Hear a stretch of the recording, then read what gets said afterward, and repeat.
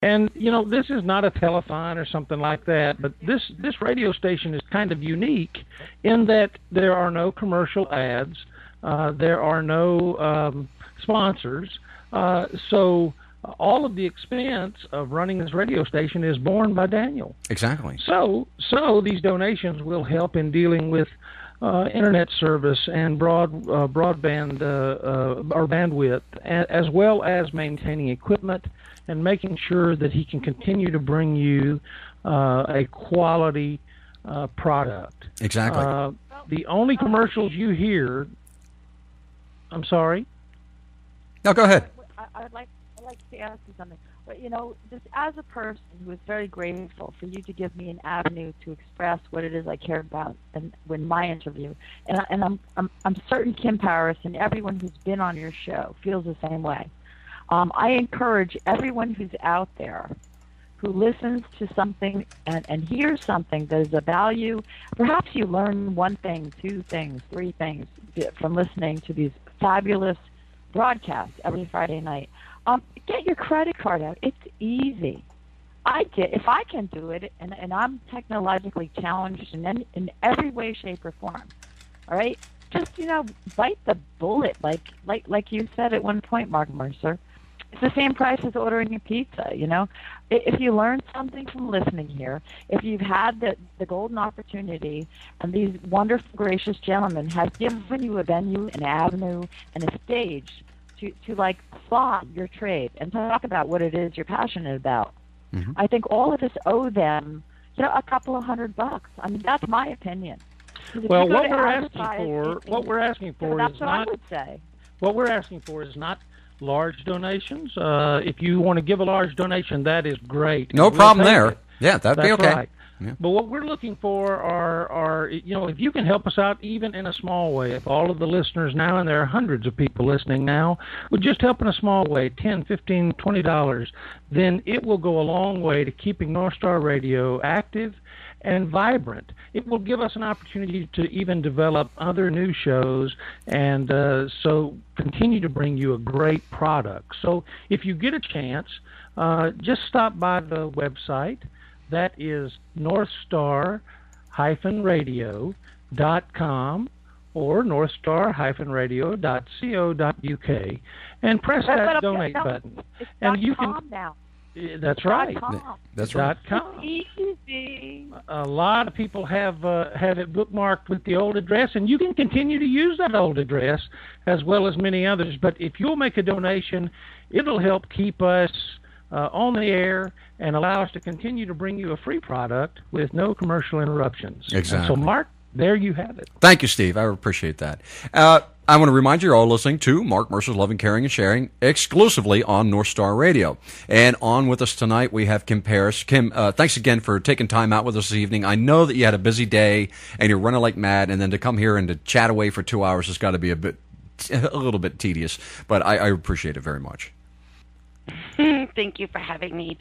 I'm so excited to be able to share with all of your listeners the Rally for Common Sense. So it's and C.L. Bryant.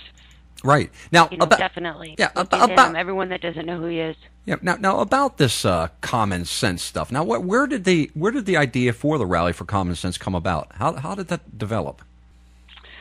Well, when Mr. Kane suspended his campaign, looking for what I could do, again within my strengths, not requiring of me my weaknesses, to bring people together, because I had a political awakening in this process, and I'm not self-identified Tea Party. I'm not sure what I am. Am I a constitutionalist? I don't know. What is Tea Party? And there are so many people out there like me that their eyes are open now, and we don't have to self-identify. We just are. And so you'll see on the welcome page of rallyforcommonsense.org, I just state it that way precisely. We don't all agree on the same nominee. We don't all hold the same social views. Mm-hmm. These are the things we do agree upon. And it's based on that little pamphlet, kind of a big deal, written by Thomas Paine, It's common sense. These are common sense principles. So it started out just an idea, like I said, not on the or not rallying on the steps. It's private property. I think that's where it's so funny you picked up that barefoot patriot thing, because I just threw it out there, and it obviously, piqued your imagination, Mark, because we are out in the middle of, seems like nowhere, but it's right off the highway, just north of Jefferson City. Well, it's right in the heartland of the United States. It's right in the heartland of the United States of America. Absolutely. Yeah. It's a family farm. It's known, the area that we're going to be using. And in fact, if you go to the website, you look under location, you can see pictures of where we're going to be, because I took some of those a few weeks ago. So we have all of this space. We have these wonderful speakers on the main stage. We'll have a smaller stage called the Arena of Ideas. The area itself is known as the Patriot Field of Dreams by the locals, because in the last couple of years there have been some small Tea Party fundraisers. They did a chili cook-off and things. So it has a heritage already, and now we're going to cement it in. Family friendly. There's a kids area. You can camp. It's unique. It's non-denominational, if you will. Okay. And speaking of that, there'll be a church service Sunday morning, outdoor church service. Nice. Tickets are where, if you go to, and here's something important too. I am one individual. I have a team, wonderful people to help execute this. We have no big sponsors. We're not a Tea Party or a group, that's funding this. It is strictly money in, money out. Right. And if you go to both on the featuring page and the home page, there's a donate button, which takes you to an embedded page where I have an actual appeal that tells people where the money is going, any that's left over, God willing, what will happen to that. I sign my name to it. I would never donate to anything that somebody didn't put their name to. Right. I've created a nonprofit to facilitate this. Excellent. So I would ask people to consider donating to help us make this possible. Right. Because that's the only way it happens. I'm not getting paid. Nobody's getting paid. I bought my ticket 2 weeks ago. I was talking with Bill Lumen one night, and he was getting on me. He's like, "Mark, I'm telling you." Bill's going to be there on our Arena of Ideas stage. Yeah, Bill's going to be one of our speakers on the Arena of Ideas stage. Yeah, maybe you'd like to tell our listeners, because there may be some people who missed Bill Lumen's interview and don't know who we're talking about. Would you like to tell everybody a little bit about Bill Lumen, Kim? Well, you know what? Bill is a new friend of mine, and you all could do him better justice than I could. Bill jumped out at me right away because he has become, in my mind anyway, a bit of a political pop culture icon. Right. And I like that. And he says it straight, like Wild Bill. And I'm fascinated by how that has brought some unwanted attention, but he takes it like a patriot. He's like, bring it on. And his story started when Obama was elected, correct? Right. That he had put on, he owns his own company, but he put on there on his truck, I am not hiring until Obama is out of office. I'm sure I'm corrupting what the actual saying was, but that's pretty close. That's just about it. Yeah. There are a couple of neighbors and threw a couple of neighbors into it, and then next thing you know, now, I think, haven't they even been, the feds, one of the branches of government have been to his door to talk to him, which I just think is so awesome. I don't want him at my door. I'm sure that I'll be audited this year. I'm just counting on that. But I can almost guarantee you they're listening in on us tonight. Yeah, I can almost guarantee you they're listening to us tonight, because they were listening to us the night we had Bill on. But go ahead, you were saying. So yeah, Bill, and he has a tremendous following, and I listen to him, and I admire him. I admire his guts. I think he's a fascinating person. I think he's very funny, and I'm very excited he's going to share a stage with Wild Bill there, and I don't know what that's going to look like yet. Maybe a Q&A, I'm not sure. But, like Mark Block is going to be there also, and he's another one of these pop culture icons now, Right. the Smoking Man. Mhm. And I think people are going to be excited to see Mark Block. But that's the idea behind it. And Bill's always been a big supporter from the very beginning. He supported this because he gets it. Mhm. And I'm just so grateful that he hooked us up. Now, That's how it happens. You now, know? how did you get D-Rock to come on board? You know, again, how these relationships happen. Facebook is a wonderful thing. D-Rock was always kind of on my radar. When I was busy with the Kane campaign in Missouri, D-Rock was part of the Nashville Artists for Kane. And people just come into your orbit. And D-Rock, actually, this will make Lee happy, too. D-Rock was the very first one when this was just an idea. I had nothing to show, no website, nothing. Mm-hmm. D-Rock was the first one on board. Is that right? I'll do it. You know the number 2 person, Lee? C.L. Bryant. Oh, how about that? C.L. Bryant. That you know how I feel about this man.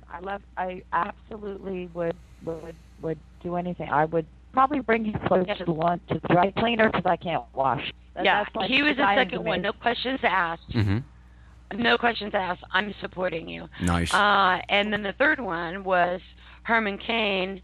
Herman, his people wanted to kind of stretch it out till it got closer, and I just told him, I said, "You're killing me here." Yeah, really. And he actually came on board February. And none of our speakers are charging us speakers fees.